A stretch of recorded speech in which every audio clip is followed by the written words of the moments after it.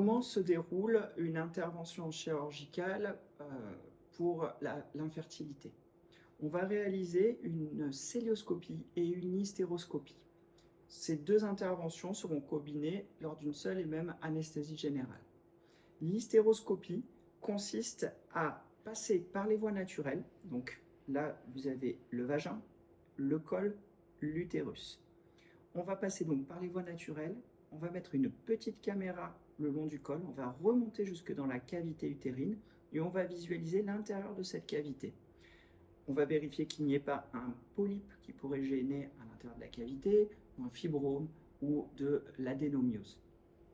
Généralement, on réalise des biopsies sur l'endomètre, c'est-à-dire la paroi interne de l'utérus, pour vérifier qu'il n'y ait pas une inflammation chronique qui pourrait diminuer les chances de grossesse. Ça correspond donc à la première partie de l'intervention.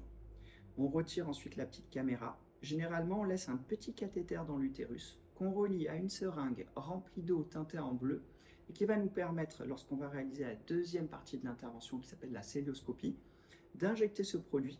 Et ce produit va remonter au niveau des trompes et permettre de visualiser si elles sont bien perméables. La deuxième partie de l'intervention, c'est la cœlioscopie.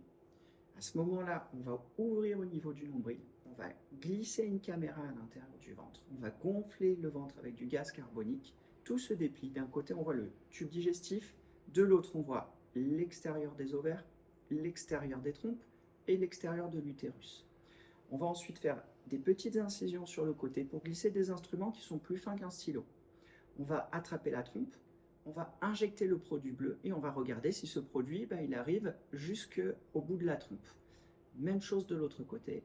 On va visualiser s'il n'y a pas de l'endométriose, s'il n'y a pas d'adhérence. À ce moment-là, avec les petits instruments que l'on a, on peut enlever ces adhérences, détruire les lésions d'endométriose. La cœlioscopie permet également de visualiser de façon approfondie les trompes. C'est-à-dire qu'on va voir la trompe normalement, c'est quelque chose qui est assez épais, assez charnu. Si on tombe sur des trompes qui sont complètement transparentes, c'est pas bon signe. Ça signifie qu'elles ont été abîmées par quelque chose. Les trompes à l'intérieur, il y a des millions de petits cils. Ces petits cils, ils vont battre dans un sens pour aider les spermatozoïdes à remonter. Et puis quand il y a eu l'ovulation et qu'il y a un embryon qui a été formé, ces petits cils vont battre dans l'autre sens pour aider l'embryon à revenir dans l'utérus. Si on tombe sur des trompes qui sont complètement transparentes, malheureusement, elles doivent être pathologiques et les chances de grossesse sont diminuées.